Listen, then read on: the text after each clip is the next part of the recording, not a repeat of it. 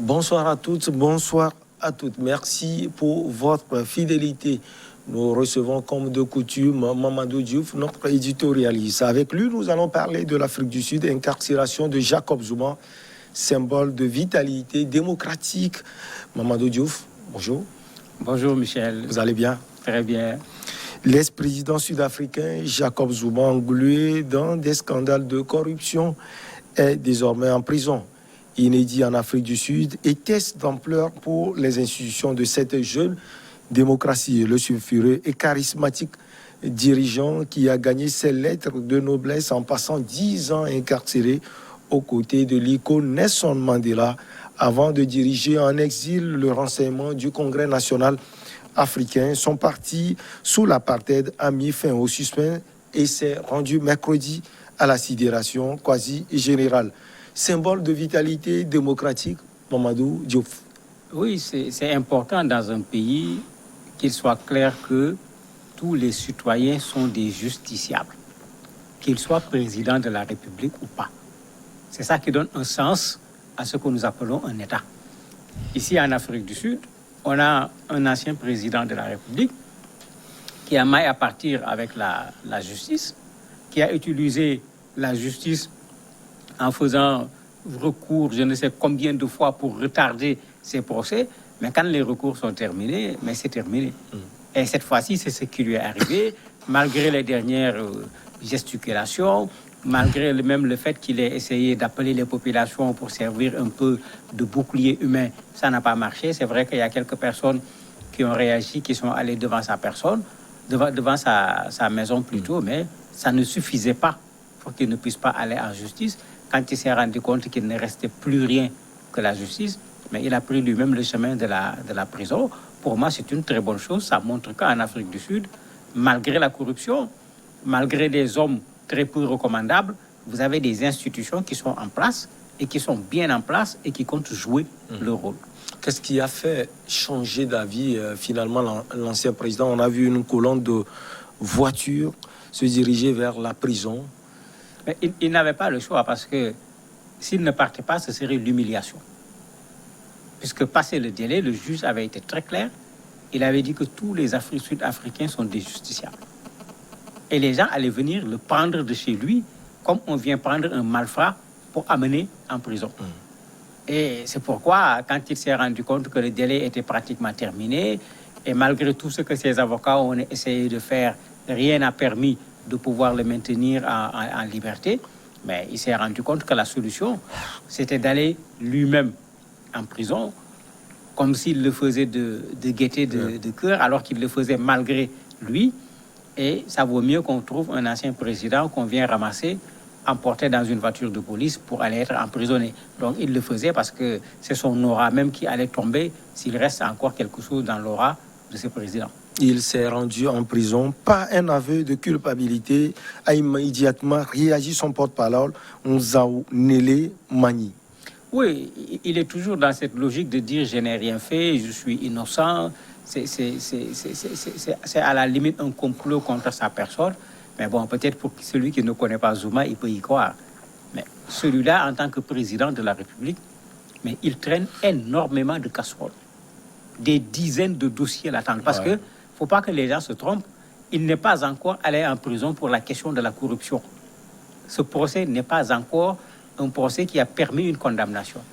Ici, il est condamné parce que quand la commission qui se chargeait de cette lutte contre la corruption, composée par des juges, l'a convoqué, il était en situation d'obligation de répondre à la convocation.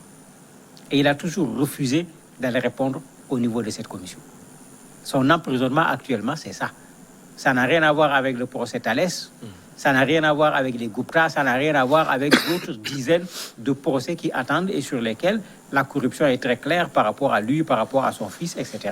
Donc, il ne faut pas que les gens s'étonnent. Ce n'est même pas encore la peine d'emprisonnement due à la corruption. Ça, c'est le fait qu'il a fait outrage à la justice en refusant de répondre à une obligation pour venir témoigner au niveau de la commission anticorruption. L'ancienne médiatrice de la République parle de primauté de l'état de droit. Oui, celle-là, si Zuma pouvait l'avoir, elle l'aurait pris par l'école parce que même président de la République, en fait, c'est elle qui a fait ce travail d'investissement, qui a surtout révélé la question de la relation entre les Gupta et le président Zuma et son fils. Et cela a pratiquement duré, c'est allé des années pratiquement 2009 à 2018. Et c'est elle qui, dans son rapport, avait utilisé cette expression qui a été empruntée par la suite pour plusieurs pays, en disant que ces Gupta, cette famille, a capturé l'État sud-africain. Et avec une démonstration claire, où on montrait comment les Gupta devaient payer des impôts, par exemple. Ils ont saisi le ministre de la Justice qui n'a pas réagi. Ils ont plutôt saisi les inspecteurs des impôts et autres pour leur dire de laisser, ils ont refusé.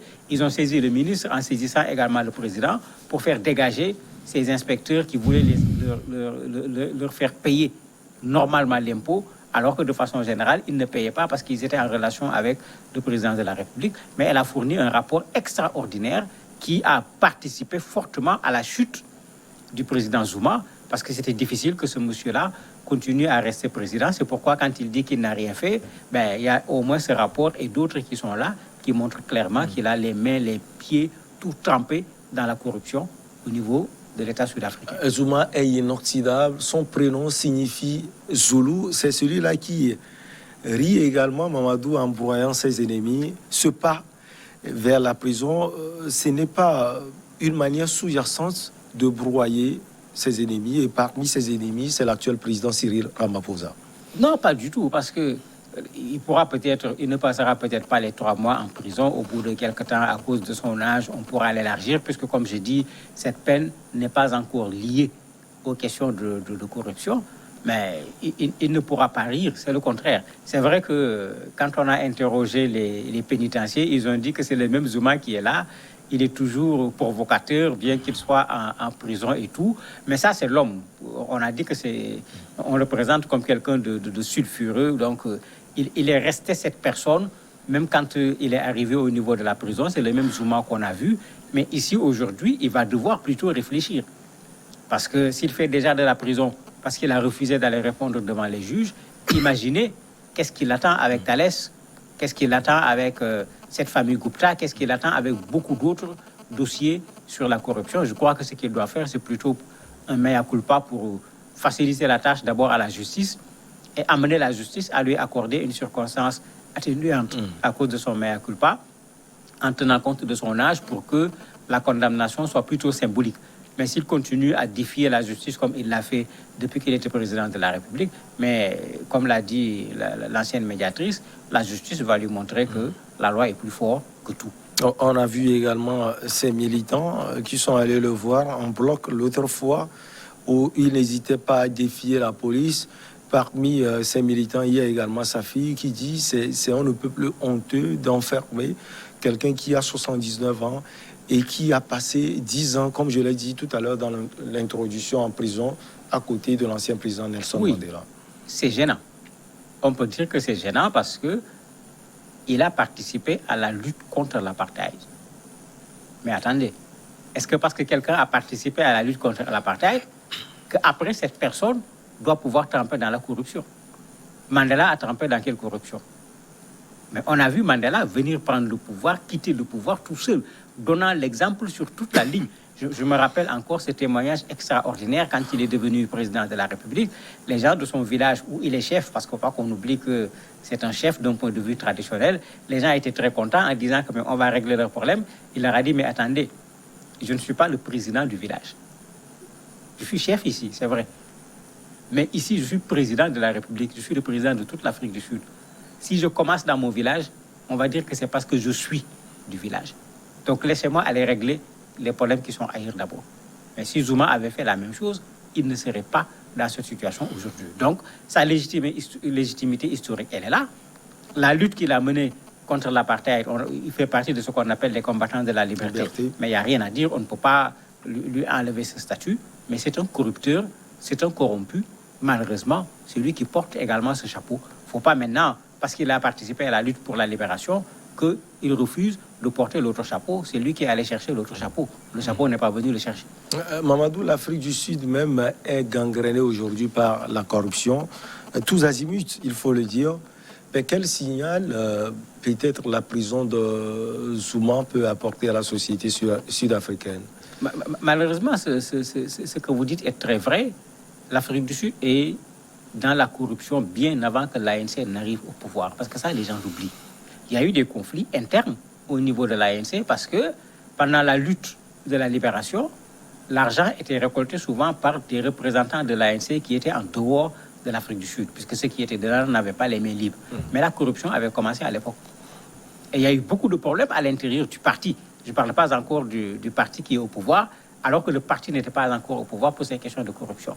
Et quand le parti est arrivé au pouvoir également, malheureusement, cette corruption qui était entre guillemets une tradition a continué. C'est Ramaphosa qui actuellement l'avait dit au moment de sa campagne, et finalement ils ont mis dans la charte du parti quelque chose de très clair, quelqu'un qui est même soupçonné de corruption de façon très forte, s'il occupe des postes de responsabilité dans le parti, il doit démissionner. C'est pourquoi récemment, même l'ancien numéro 1 du parti a dû démissionner, ce qui veut dire que ce n'est pas Zuma tout seul qui baignait dans cette corruption. Mais le problème, c'est que si c'est Ramaphosa seul qui doit lutter contre toute cette corruption à l'intérieur de l'ANC, il aura du mal à pouvoir véritablement nettoyer les écuries, même s'il a 2 mandats. Justement, vous avez parlé de l'ANC. C'est également, si on peut le dire, un échec pour l'ANC, selon vous? Oui, mais c'est un échec, c'est une déception, parce que quand on regarde l'idéal de ce parti, quand on regarde toute la lutte que ce parti-là a menée, mais on s'attend plutôt à ce que quand ces gens-là arrivent au pouvoir, qu'ils soient exemplaires comme Mandela l'a été. On a vu comment on continue à parler de Mandela. Mais c'est à cause de son exemplarité. Ce n'est pas seulement parce qu'il a fait de la prison, mais c'est à cause également de la façon dont il a exercé le pouvoir et la façon dont il a laissé le pouvoir. Mais regardez, après Mandela, quel est le président sud-africain sur qui on n'a pas posé ce problème de corruption? Peut-être un peu Thabo Mbeki. Mbeki a fini comment? Vous voyez comment il a fini? Oui. Mais ça veut dire qu'il y a un sérieux problème, pas seulement le problème sud-africain, parce que celui-là, il est là, mais à l'intérieur de l'ANC, il y a un sérieux problème. Espérons qu'avec le mandat de Ramaphosa, il finira par régler ce problème, parce que sinon, l'ANC même va perdre, malgré sa légitimité historique, la confiance du peuple sud-africain. Les gens risquent de transférer cette confiance vers un autre parti et vers un autre leader. Vous voyez ses proches prendre langue avec le président Cyril Ramaphosa pour peut-être l'avenir de Jacob Zuma? À la limite, ils n'ont pas le choix. Certainement, la façon dont il ne faut pas qu'on oublie que l'Afrique du Sud, c'est un pays anglophone. Ce n'est pas comme nos pays où on peut aller facilement prendre langue avec la justice. Maintenant, les gens peuvent aller voir le président de la République pour plaider sa légitimité historique, plaider son âge, plaider éventuellement des maladies, pour qu'on voit comment faire pour trouver une solution à ce problème. Ce qu'il ne faut pas oublier que Zuma a de tout le temps refusé. Parce qu'il a toujours considéré qu'il n'a absolument rien fait. Même quand on a démontré tout l'argent qu'il a investi dans sa maison, préparant sa retraite, il a toujours défendu qu'il n'a rien fait. Là-bas, par exemple, à un certain moment, il avait accepté de transiger pour rembourser l'argent. Ce qui fait que la procédure juridique n'est pas allée jusqu'à son terme. Mais sur les autres questions, il refuse. Et c'est tout le problème. Est-ce que Ramaphosa va aller tordre la main à la justice? J'espère qu'il ne le fera pas. Il vaut mieux qu'on laisse la justice faire son travail. Ensuite, lui, en tant que président de la République, il pourra décider d'une réduction de peine ou autre chose pour un ancien militant de l'ANC, mais ce n'est certainement pas la meilleure chose à faire si on veut rectifier cette pente au niveau de l'Afrique du Sud avec la corruption. Vous pensez également que c'est un signal pour l'Afrique? L'Afrique du Sud, c'est une grande démocratie en Afrique. Oui, c'est un signal pour l'Afrique, mais ce n'est pas la première fois, parce qu'il faut pas qu'on accepte qu'on fasse de nous une exception. Le président mauritanien est actuellement emprisonné. Oui. Presque sur les mêmes raisons. On va te présenter, il n'est pas allé se présenter, vient répondre sur des questions de corruption, il vient mais il dit qu'il n'a rien à dire, il ne répond pas aux questions. L'ancien président israélien est passé par là. En France, on a vu Sarkozy avec ses déboires. Pour moi, c'est ça qu'il faut. Il faut qu'on arrête de dire aux gens le droit est là, il est le même pour tout le monde, et que dans la pratique, qu'on voit un droit pour les plus pauvres, les droits pour ceux qui ont été présidents, les droits pour ceux qui ont été députés. Un État, c'est d'abord le droit. La démocratie, c'est d'abord la justice. Quand ces deux éléments ne sont pas là, parler de démocratie, parler de justice, parler de république, c'est raconter tout simplement des histoires. Donc, que les gens acceptent d'être président de la République, mais que les gens acceptent également d'assumer, s'ils ont cassé des pots, de payer les pots qu'ils ont cassés. Mamadou Diouf, merci beaucoup à vous. C'est moi qui vous remercie. On va marquer une petite pause et on revient pour l'invité sport.